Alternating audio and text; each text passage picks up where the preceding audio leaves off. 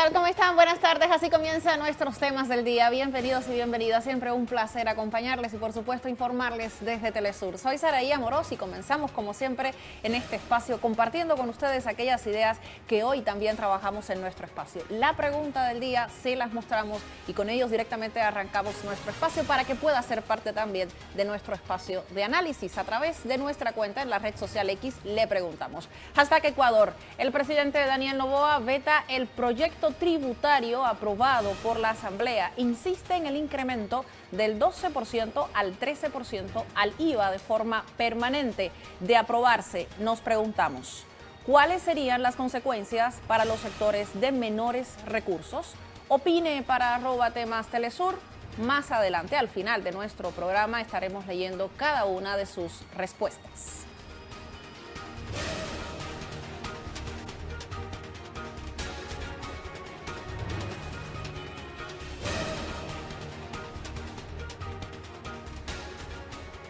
Nuestro primer tema nos ubica en Haití. ¿Qué sucede allí? Continúan las protestas de la población que exige la pronta salida del primer ministro Ariel Henry.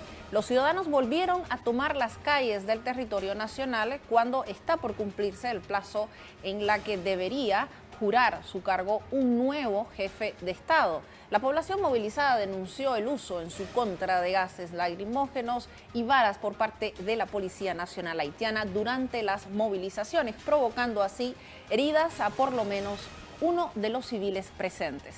Además de exigir la salida del gobierno, las protestas denuncian el alto costo de la vida y la violencia de grupos armados que controlan la capital y otras zonas del país.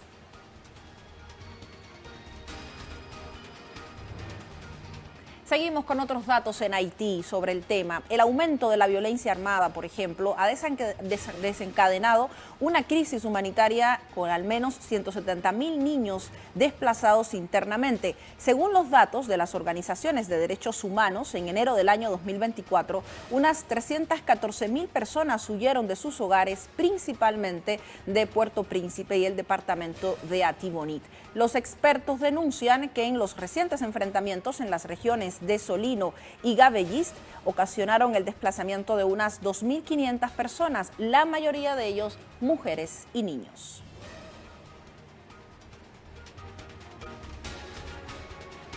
El ministro de Asuntos Exteriores, a través de su cabeza, el ministerio, hablamos de Kenia específicamente, anunció que no esperará la decisión del tribunal y apelará a desplegar las fuerzas policiales en Haití.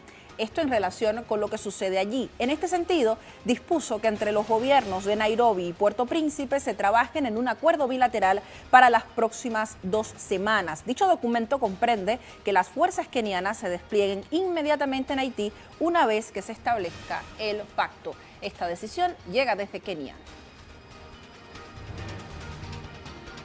Sobre las condiciones de salud de este país, la Organización Mundial, OMS, clasificó la crisis sanitaria en Haití en el nivel 3 de alerta, siendo este el más alto en la escala de la Organización de las Naciones Unidas. Según el organismo, la isla caribeña presenta la crisis más grave a nivel regional en su lucha contra un brote de cólera, que recordemos iniciaba en el año 2022. El Mecanismo Internacional de Salud advirtió que la situación humanitaria en la nación se ha deteriorado desde el año 2023 con el aumento de la violencia por parte de los grupos armados.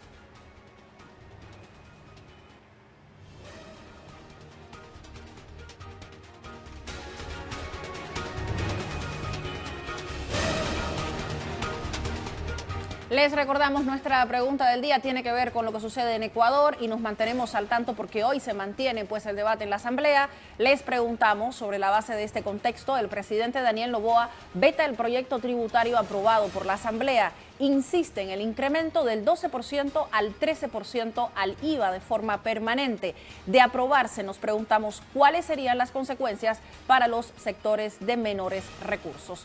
Opine para @temastelesur. Leemos su respuesta al final de nuestro programa.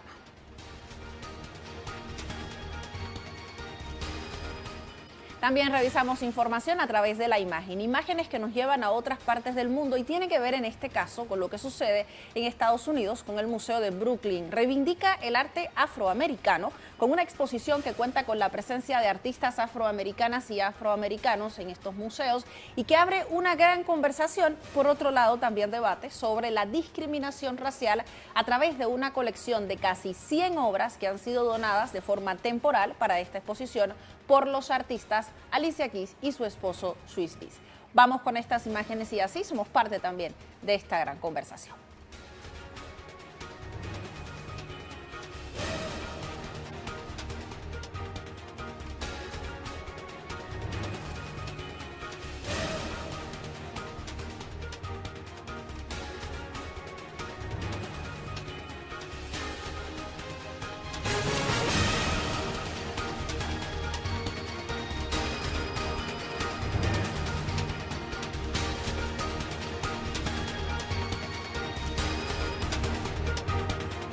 Regresamos con ustedes después de nuestra primera pausa. Lo hacemos también buscando información en Argentina. Les contamos qué sucede allí. El presidente de este país, Javier Milei, ha amenazado con generar listas negras y avanzar con diferentes mecanismos y reformas fuera del Congreso, luego de que la Cámara de Diputados devolviera a comisiones la polémica ley Ómnibus. Milei asegura que todas las herramientas constitucionales están siendo estudiadas. A su vez, trató de traidores a los legisladores y gobernadores que se mostraron disidentes a algunos artículos. El mandatario sostiene que a pesar de la derrota, las reformas se llevarán a cabo y se tomará el camino para darle mayor celeridad. El presidente señaló que no está dispuesto a mantener ningún tipo de negociación con quienes, según expresa él, destruyeron el país, al afirmar que hay sectores de la política argentina que se oponen a realizar los cambios. Shalom, libertad. Muchas gracias.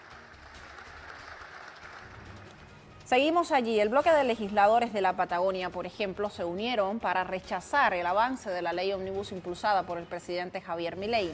¿Qué afirman ellos? Los legisladores rechazaron directamente la modificación de la ley de pesca, el desfinanciamiento a la actividad turística, la eliminación de los subsidios de la zona fría, el avance sobre la ley de bosques y glaciares y la privatización de empresas. El texto indica lo siguiente: la propuesta sobre los parques nacionales, la imposición de retenciones a las economías regionales, el cambio en la ley de tierras y las propuestas en materia de hidrocarburos son algunas de las propuestas que denunciamos como perjudiciales para los habitantes de la Patagonia. En este contexto, el documento reseña: seguiremos trabajando para detener las políticas que, con la excusa de hacer un esfuerzo para transformar el país, lo único que logran es dificultar el día a día de los que vivimos en la Patagonia. Así dice el comunicado compartido por este grupo político.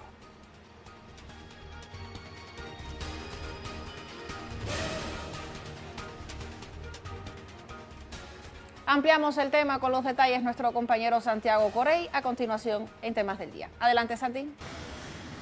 Muchas gracias. Ya pasadas las casi 24 horas del levantamiento de sesiones en la Cámara de Diputados en el Congreso de la Nación, lo que frenó el tratamiento de la denominada ley Ómnibus, hoy se siguen expresando desde distintos sectores al respecto. El presidente de derecha, Javier Milei, que se encuentra en el exterior y porque está en Israel, todavía digiere la derrota legislativa, él y el gobierno evalúan utilizar otras herramientas para avanzar en los principales lineamientos de este paquete de ajuste, aunque de momento no piensa reflotar la iniciativa en comisiones como se especulaba en la jornada de ayer. Mientras tanto, buscan evitar que la crisis política se convierta en crisis institucional y buscan culpables por fuera del gabinete, como es el caso de legisladores de la oposición aliada o amigable y en los gobernadores de algunas provincias. En ese sentido, el vocero presidencial Manuel Adorni dejó abierta la posibilidad de convocar a un plebiscito no vinculante para que la ciudadanía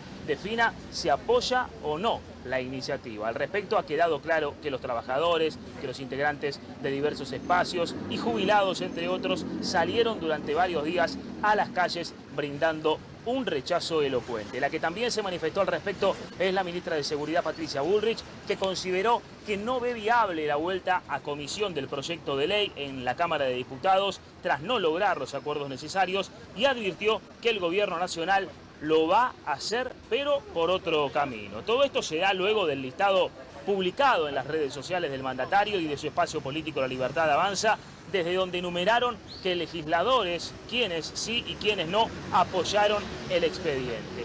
Algo que nos remite a los peores tiempos de la Argentina, ya que desde los canales oficiales se persigue, se señala y amenaza inclusive a quienes democráticamente se manifiestan en el Parlamento de una manera opuesta al oficialismo. En esa línea repudiaron el accionar de Milei, tanto del bloque de Unión por la Patria, principal sector opositor, como de la Unión Cívica Radical, quienes pidieron terminar con la invitación a la violencia contra aquel que piensa distinto. En otro tono fue el ministro del Interior, Guillermo Francos, quien señaló y salió a poner paños fríos, apuesta por sentarse nuevamente con gobernadores, con legisladores, para que el gobierno obtenga apoyo parlamentario. Francos es señalado dentro de este gabinete libertario uno de los principales responsables de no lograr acuerdos, por lo que muchos le atribuyen el fracaso de las negociaciones a este funcionario. Así las cosas, y a la expectativa de cómo seguirá el destino político de un gobierno que sufrió un fuerte revés en su intención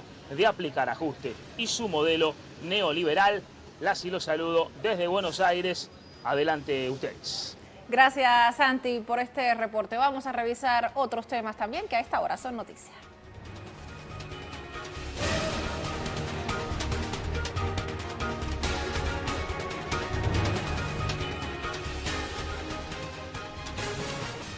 Comenzamos directamente en Ecuador. Nuestra colega Elena Rodríguez nos cuenta, tras el veto presidencial al proyecto tributario, la Asamblea tiene dos opciones. Se allana a la propuesta del presidente del 13% de forma permanente con un aumento discrecional de hasta el 15% según las condiciones fiscales, o insistir en el texto aprobado. Así nos los comenta acá, nos explica a qué se refiere. Escuchemos a Elena Rodríguez.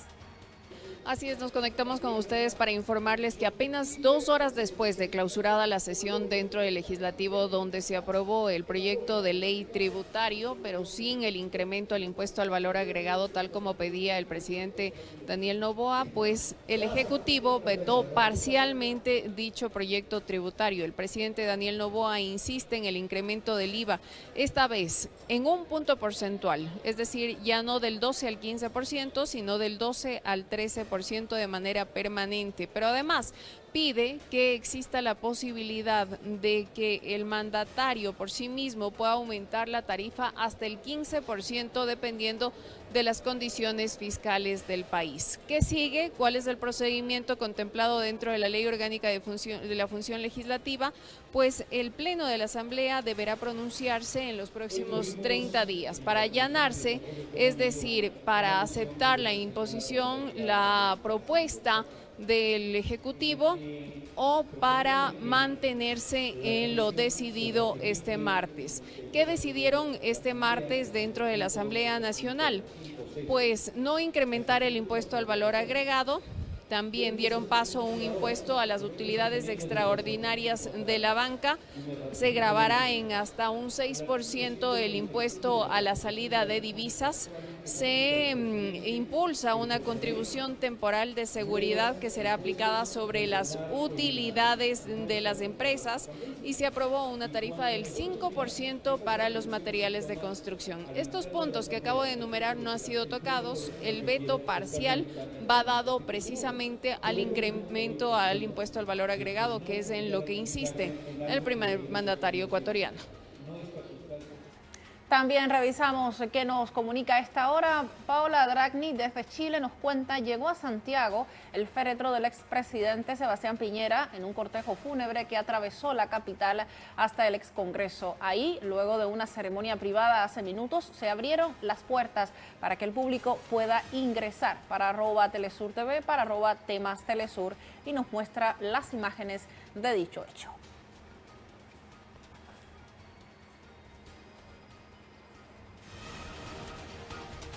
Más información nos llega desde Rusia. Alek Yasinski nos cuenta, el vicepresidente del Consejo de Seguridad de Rusia, Dmitry Medvedev, se pronunció respecto a las conversaciones de los políticos sobre una posible guerra de la OTAN con Rusia y consideró que en un escenario de este tipo representaría el fin para el mundo. Así nos lo cuenta Alek Yasinski. Saludos desde la capital rusa, queridos amigos. La guerra con la OTAN sería un verdadero apocalipsis. sería el fin de todo, comentó el vicepresidente del Consejo de Seguridad de Rusia y expresidente del país, Dmitry Medvedev, las últimas conversaciones de los políticos occidentales sobre la preparación para la guerra con Rusia. Medvedev señaló que si Dios no lo quiera, se produce una guerra así, no se desarrollará según el escenario del norte, debido a la incomparabilidad del potencial militar de Rusia y de la OTAN. Simplemente no tendremos otra opción. La respuesta será asimétrica.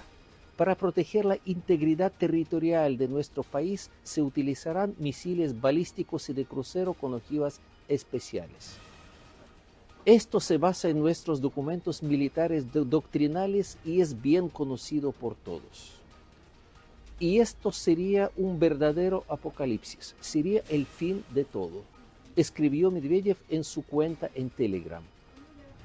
Por lo tanto, los políticos occidentales deberían decirles a sus votantes la amarga verdad y no tratarlos como idiotas descerebrados. Deberían explicarles lo que realmente sucedería y en vez de repetir el falso mantra sobre la preparación para la guerra con Rusia, concluyó Medvedev. Desde Moscú, para Telesur, Oleg Yasinski.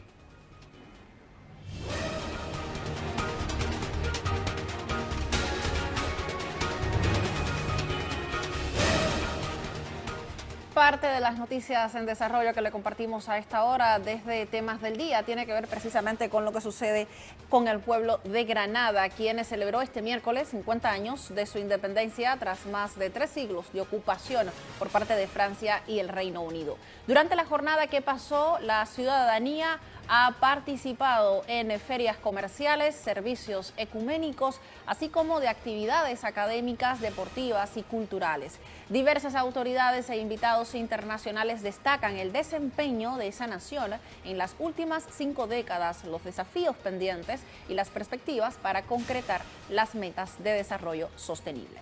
En la ceremonia para la parada militar, la vicepresidenta de Venezuela, Delcy Rodríguez, destacó la gesta heroica del pueblo de Granada y sus avances en los procesos de integración del Caribe.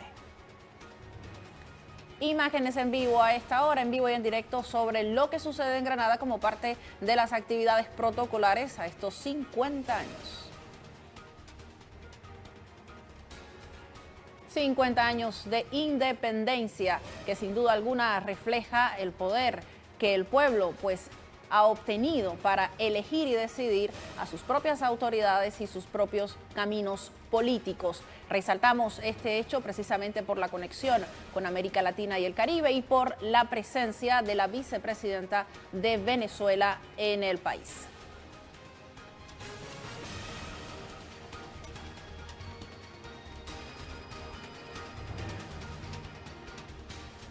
Al respecto, le contamos a través de su cuenta en la red social X, el presidente de Venezuela, Nicolás Maduro, señala: saludamos al pueblo y al gobierno de Granada que hoy conmemora el Día de la Independencia. Felicidades a la hermana nación caribeña que hace 50 años alcanzó su liberación, dejando atrás siglos de esclavitud y dominación colonial. Un gran abrazo, así lo decía el presidente de Venezuela, Nicolás Maduro. Recordemos que la vicepresidenta Delcy Rodríguez también está formando parte de estos actos protocolares, recordando y profundizando las relaciones entre ambos países.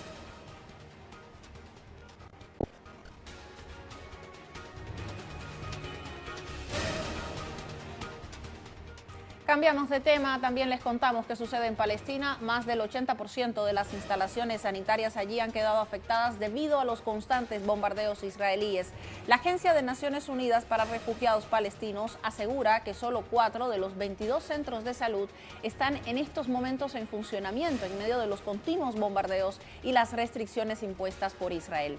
En tanto, el portavoz del Ministerio de Salud palestino en Gaza, Ashraf Al-Qudra, informó que Israel intensificó el asedio contra el complejo médico Nasser y sus alrededores.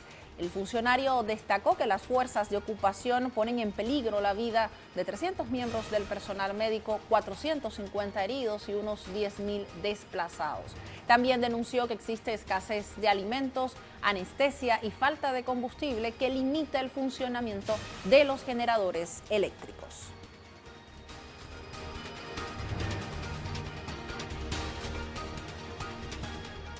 El ejército de Israel continúa su agresión contra la Franja de Gaza, incrementando sus ataques hacia el sur del territorio. Nuestra compañera Nor Jarasí nos brinda los detalles. Adelante, Nor.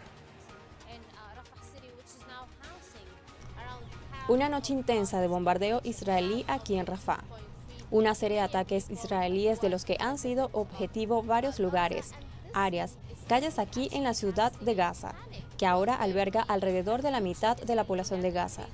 La mitad de los 2.3 millones de personas que son residentes de Gaza. Y esto está verdaderamente aterrorizando a los palestinos. ¿Existirá un futuro? Es realmente una tierra habitable, Rafah, especialmente porque estamos presenciando algo similar a lo que aconteció en Gaza con anterioridad, lo que pasó en Deir el-Balá en Gaza antes de la invasión terrestre. Déjenme mostrarles algo. Un panfleto que fue arrojado por los drones israelíes sobre la ciudad de Rafah en los últimos días. Aquí tenemos que un ejemplar que luce de hecho como un boletín de noticias. El nombre que observamos acá podemos traducirlo como realidad. En este periódico normalmente podemos encontrar la realidad solamente. Y aquí tenemos los titulares. Hamas los destruyó. Deben deshacerse de Hamas. Hamas asesinó a sus hijos. Y cuando lo abrimos, podemos encontrar otros titulares que van sobre la misma línea que lo que tenemos en el frente. Así que en efecto, luce como un boletín de noticias. Y esto es en verdad muy diferente de los otros panfletos que los drones israelíes han dejado caer en la Franja de Gaza en los últimos meses, porque en su mayoría eran panfletos incitando a la evacuación hacia otras áreas, o en algunos casos, la lista de los rehenes. Pero esta es la primera vez que arrojan algo como esto. Así que esto está haciendo a los ciudadanos cuestionarse qué estará pasando a continuación. Nor Jarasí en Telesur, Gaza. Gracias, Nor, por la información. Seguimos atentos allí, sin duda. Pasamos a España. Diversos sindicatos españoles desarrollaron el acto unificado y un día de paro a favor de Palestina y contra el genocidio israelí. Desde Barcelona, nuestro compañero Andrés Flores nos mantiene al tanto sobre el tema. Adelante, Andrés.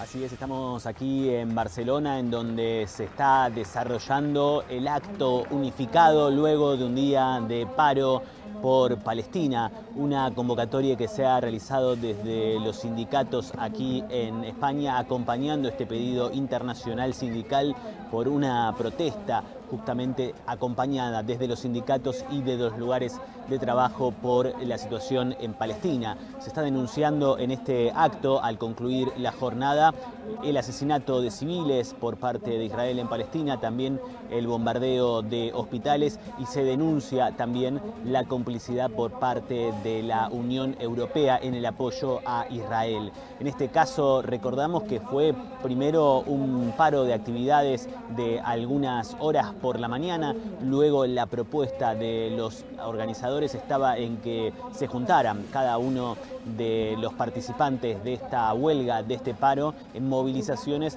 cercanas a su lugar de trabajo, es decir, en las plazas de los barrios, para luego volver a trabajar y por la tarde, ahora cuando ya está cayendo el día, juntarse en esta manifestación unificada. Se está leyendo el documento final acordado y luego se marchará también por Barcelona, partiendo desde el barrio de El Clot.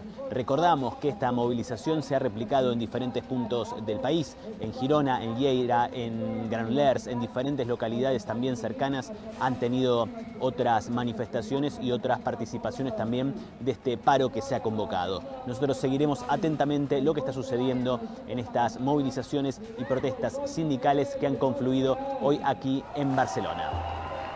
Gracias, Santi, por el reporte. Te agradecemos estar atento a ello. Casi nos despedimos. Antes revisamos la respuesta que hemos recibido como parte de nuestra pregunta del día.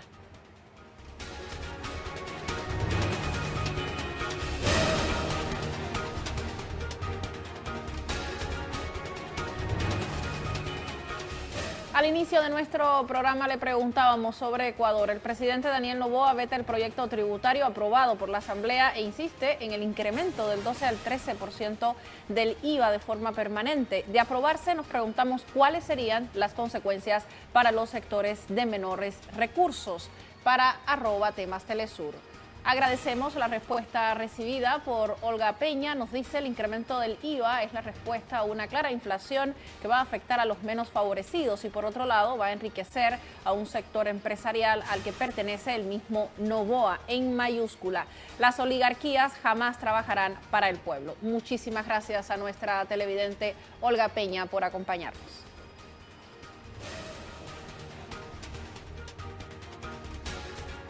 Y también las gracias a ustedes por acompañarnos en Temas del Día. A través de las redes sociales leemos cuáles son sus temas. Soy Saraí Amorós. Siempre un placer acompañarles desde Telesur.